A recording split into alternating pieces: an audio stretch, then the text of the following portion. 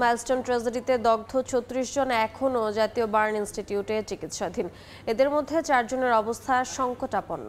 এছাড়া ২৩ জনের অবস্থা উন্নতির দিকে। ধাপে ধাপে তাদের ছাড়পত্র দেওয়া হবে।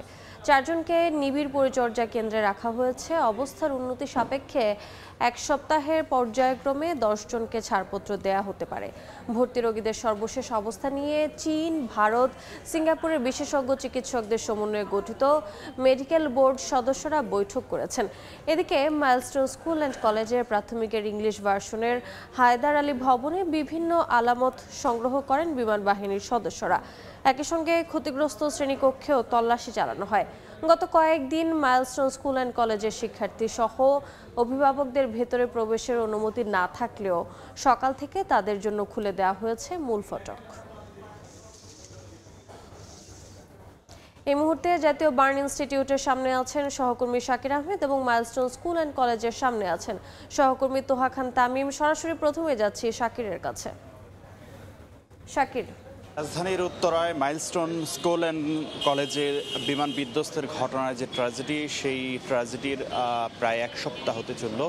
এখনও পর্যন্ত কিন্তু রাজধানীর জাতীয় বার্ন অ্যান্ড প্লাস্টিক সার্জারি ইনস্টিটিউটে এই ঘটনায় যারা দগ্ধ হয়েছেন তারা কিন্তু ভর্তি আছেন। সব মিলিয়ে এখন পর্যন্ত হাসপাতালে ভর্তি আছেন ৩৬ জন। পাশাপাশি যদি বলতে যাই, এই ঘটনায় মৃতের সংখ্যা এখনও পর্যন্ত যতটুকু আনুষ্ঠানিকভাবে জানা গিয়েছে যে ৩৫ জন আসলে প্রাণ হারিয়েছেন এই ঘটনায়। আরেকটি বিষয় জানিয়ে রাখতে চাই যে এই ঘটনার পর থেকে কিন্তু বাংলাদেশের পাশাপাশি অন্যান্য দেশের চিকিৎসকরাও, আমি যদি বলতে যাই চীন, ভারত এবং সিঙ্গাপুরের চিকিৎসকরাও কিন্তু এই যে চিকিৎসা প্রক্রিয়া অর্থাৎ এই মেডিকেল বোর্ডে সম্পৃক্ত আছেন।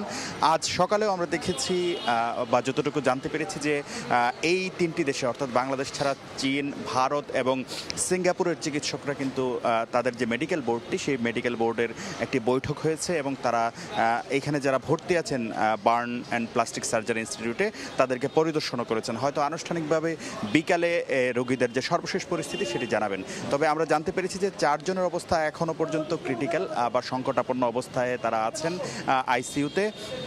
পাশাপাশি আরেকটি যদি বলি আশার সংবাদ, একটু আসলে সব হতাশার মধ্যেও সব শোকের মধ্যেও যতটুকু আশার যে সংবাদ সেটি যদি বলতে যাই তাহলে সেটি জানাতে চাই যে আসলে আগামী ১ সপ্তাহের মধ্যে এই ভর্তি থাকা ১০ জন রোগীকে আসলে রিলিজ দেয়া হতে পারে যদি তাদের অবস্থার উন্নতি হয়, এমনটি কিন্তু এই বার্ন ইনস্টিটিউট সূত্রে জানা গেছে। তো খবর জানাতে রাজধানীর Uttara milestone school and college এলাকায় আছেন সহকর্মী তোহা খান তামিম। বিমান বাহিনীর পক্ষ থেকে প্রায় সকাল ৯:৩০টার পরপরই এখানে যুদ্ধ বিমানের যে ধ্বংসাবশেষ, বিভিন্ন ধরনের মেটাল জাতীয় যে উপকরণ, সেগুলো আসলে একটি মেটাল ডিটেক্টরের মাধ্যমে এখানে জব্দ করা হয়েছে এবং সেগুলো তারা এখান থেকে সংগ্রহ করে নিয়ে গেছেন। এই মুহূর্তে ক্ষতিগ্রস্ত হায়দার আলী ভবনের যে সম্মুখ ভাগ সেটি আপনারা দেখতে পাচ্ছেন এবং এই মুহূর্তে আসলে দেখা যাচ্ছে যে ঠিক সামনেই যেটি সরাসরি বিমানটি আঘাত লাগে, অর্থাৎ ক্লাস 3-র যে স্কাই শাখা, সেই স্কাই শাখা এবং এর পরে স্কাউট শাখা সহ অন্যান্য যে ক্লাস শ্রেণীকক্ষগুলো রয়েছে সেই শ্রেণীকক্ষগুলো মূলত আগুনে ক্ষতিগ্রস্ত হয়। এবং কিছুক্ষণ আগেও বিমান বাহিনীর যে সদস্যরা তারা এখান থেকে যেই যে ধরনের আলামতগুলো, সেই আলামতগুলো সংগ্রহ করে একটি যে ট্রাক, সেই ট্রাকে তারা আসলে এটি নিয়ে এসেছেন এবং আমি একটু দেখাতে চাই ঠিক এই মুহূর্তে ট্রাকে তোলা হয়েছে সেই পণ্যগুলো, মালামালগুলো এবং এটি এই হায়দার আলী ভবন যে ক্ষতিগ্রস্ত ভবন, সেই ক্ষতিগ্রস্ত ভবনটি মূলত স্কুল কর্তৃপক্ষের কাছে হস্তান্তর করার উদ্দেশ্যে তাদের যে কার্যক্রম, সেই কার্যক্রম এবং এই কার্যক্রম মোটামুটি বলা যায় যে এখন শেষ পর্যায়ে।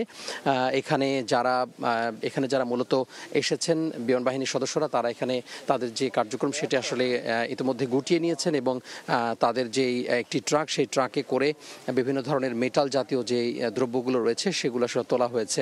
আপনারা দেখতে পাচ্ছেন যে বিমানের যে ধ্বংসাবশেষগুলো রয়েছে, সেই বিমানের ধ্বংসাবশেষগুলো ট্রাকে আসলে তোলা হয়েছে এবং সেগুলোই মূলত এখান থেকে নিয়ে যাওয়া হবে। এবং হায়দার আলী ভবনের ক্ষতিগ্রস্ত যে ভবনটি, সেই ক্ষতিগ্রস্ত ভবনটি মূলত এখন বলা যায় যে স্কুল কর্তৃপক্ষের কাছে হস্তান্তরের যে প্রক্রিয়া, সেই প্রক্রিয়া মূলত তারা সম্পন্ন করার উদ্দেশ্যে, সেই প্রক্রিয়ার জন্যই তারা মূলত এটি করেছেন।